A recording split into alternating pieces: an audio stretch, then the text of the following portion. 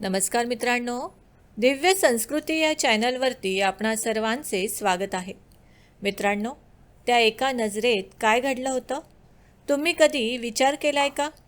एक साधा क्षण जो इतिहास बनतो, एक नजर जी फक्त पाहत नाही तर आयुष्यभरासाठी नाते निर्माण करते. ही कथा आहे त्या दिव्य भेटीची, जिथे प्रेम आणि नियती एकत्र आले, जिथे शब्द नव्हते पण भावना बोलत होत्या, जिथे भेट झाली राम आणि सीतेची जनकपुरीमध्ये. त्या दिवशी वातावरण काही वेगळंच होतं. वसंत ऋतूची चाहूल होती. फुलांचा सुगंध दरवळत होता. पक्ष्यांचा किलबिलाट मनाला स्पर्श करत होता. आणि राजमहालात एक मोठा सोहळा होणार होता, सीतेचा स्वयंवर.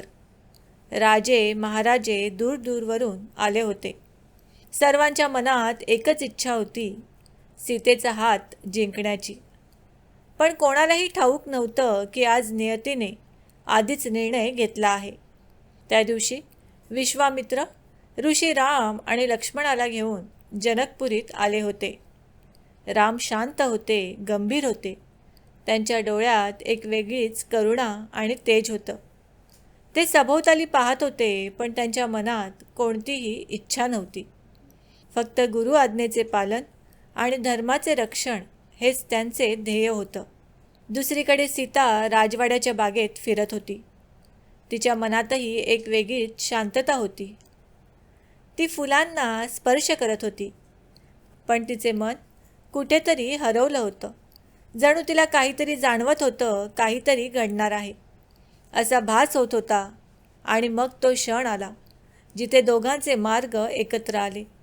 राम बागेत प्रवेश करतात आणि सीता त्याच वेळी तिकडे येते. आणि अचानक दोघांचे डोळे एकमेकांना भिडतात.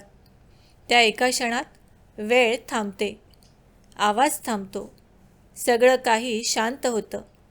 फक्त दोन हृदय एकमेकांना ओळखत असतात.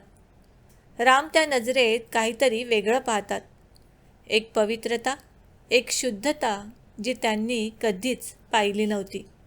आणि सीता त्या नजरेत पाहते एक आधार, एक विश्वास. जणू तिचे आयुष्य ज्याची वाट पाहत होतं तोच तिच्यासमोर उभा आहे. दोघे काही बोलत नाहीत, पण त्यांच्या नजरेतून हजारो शब्द वाहत असतात. सीतेच्या मनात विचार येतो, हा कोण आहे ज्याला पाहताच मन इतकं शांत होतं? का हा तोच आहे ज्याची मी वाट पाहत होते? आणि रामाच्या मनातही एक हलकासा स्पंदन निर्माण होतं, जे त्यांनी कधीच अनुभवलं नव्हतं. पण ते स्वतःला सावरतात, कारण त्यांच्यासाठी कर्तव्य सर्वात मोठे आहे. लक्ष्मण दूर उभा राहून हे सर्व पाहत असतो. त्याला जाणवतं की काहीतरी विशेष घडतंय, पण तो काहीही बोलत नाही, कारण त्याला रामावर पूर्ण विश्वास आहे. त्या भेटीनंतरही दोघे आपापल्या मार्गाने जातात, पण मन मात्र तिथेच अडकून राहतं. रात्री सीता झोपत नाही. तिच्या डोळ्यांसमोर सतत रामाचे रूप येत राहतं. ती स्वतःला विचारते, का मी इतकी अस्वस्थ आहे? का त्या एका नजरेने माझे आयुष्य बदलले आहे? आणि रामही ध्यानात बसलेले असताना त्यांच्या मनातही सीतेची प्रतिमा वारंवार येते. ते स्वतःला समजावतात की हे सर्व मोह आहे, पण अंतर्मन सांगत असतं की हे काहीतरी वेगळं आहे. दुसऱ्या दिवशी स्वयंवराची तयारी सुरू होते.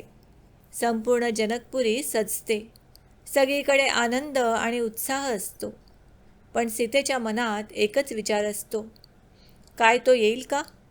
काय तो धनुष्य उचलू शकेल का? आणि राम शांतपणे सभेत प्रवेश करतात. त्यांना कोणताही गर्व नसतो, कोणतीही इच्छा नसते.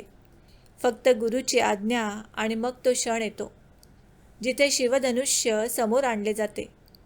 एक एक करून सर्व राजे प्रयत्न करतात, पण कोणीही यशस्वी होत नाही. सीतेचं मन खचतं. तिच्या डोळ्यात पाणी येते. ती मनात प्रार्थना करते आणि मग विश्वामित्र रामला संकेत देतात. राम पुढे जातात. संपूर्ण सभागृह शांत होतं. सर्वांचे डोळे रामकडे लागलेले असतात. राम सहजपणे धनुष्य उचलतात आणि क्षणार्धात ते तुटतं. तो आवाज संपूर्ण आकाशात घुमतो आणि त्या आवाजासोबत सीतेच्या मनातील सर्व शंका दूर होतात. तिच्या चेहऱ्यावर आनंद फुलतो, कारण तिला समजतं की हीच ती नियती होती. ती हळूच वर्माला घेऊन राम समोर येते. तिचे हात थरथरत असतात, तिच्या डोळ्यात आनंदाश्रू असतात आणि राम शांतपणे उभे असतात. सीता त्यांना वरमाला घालते आणि त्या क्षणी फक्त दोन आत्मे एकमेकांशी जोडले जातात. ही फक्त एक भेट नव्हती, ही एक दिव्य सुरुवात होती, प्रेमाची, विश्वासाची आणि धर्माची. त्या एका नजरेत जे घडलं होतं ते संपूर्ण आयुष्यभर टिकणारे होते. आणि आजही ही कथा आपल्याला शिकवते की खरं प्रेम शब्दांनी नाही तर नजरेतून ओळखले जाते आणि जे नियतीने ठरवले आहे ते कोणत्याही परिस्थितीत पूर्ण होतंच. त्या एका नजरेत फक्त दोन व्यक्ती भेटल्या नव्हत्या, तर दोन आत्म्यांचा संगम झाला होता. आणि म्हणूनच राम आणि सीतेचं प्रेम आजही अमर आहे, कारण ते फक्त प्रेम नव्हतं, ती नियती होती, ते सत्य होतं आणि शाश्वत होतं.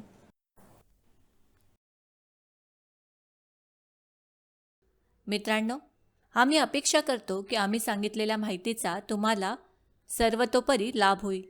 माहिती आवडली असल्यास ही माहिती तुम्ही मित्रपरिवाराबरोबर शेअर करा. आणि अजूनही जर तुम्ही दिव्य संस्कृती या चॅनलला सबस्क्राईब केलं नसेल तर आमचे नवनवीन व्हिडिओ पाहण्यासाठी चॅनलला आजच सबस्क्राईब करा. धन्यवाद.